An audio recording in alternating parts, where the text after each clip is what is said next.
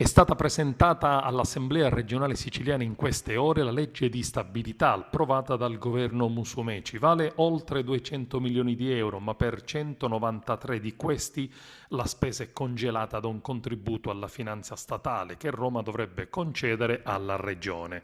Gli 8 milioni rimanenti saranno destinati alla ricapitalizzazione delle partecipazioni regionali.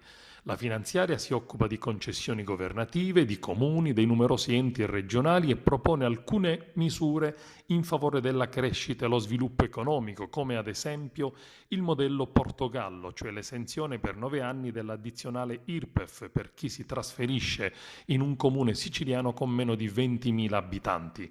Previsti finanziamenti ai comuni con una popolazione inferiore ai 5.000 abitanti come compensazione per un riequilibrio delle assegnazioni regionali in base ai cittadini amministrati. Previsti contributi per le stabilizzazioni del personale precario, la possibilità di ricontrattualizzare personale a tempo determinato non riconfermato in altri enti e un contributo per le partorienti nelle isole minori. La legge di stabilità prevede la nascita di nuovi enti come l'Agenzia regionale per la promozione turistica e l'Agenzia regionale per le aree protette. ARAP. Si prevede la nascita di una fondazione in memoria di Sebastiano Tusa e la fruizione gratuita del patrimonio culturale della regione nel giorno della sua morte.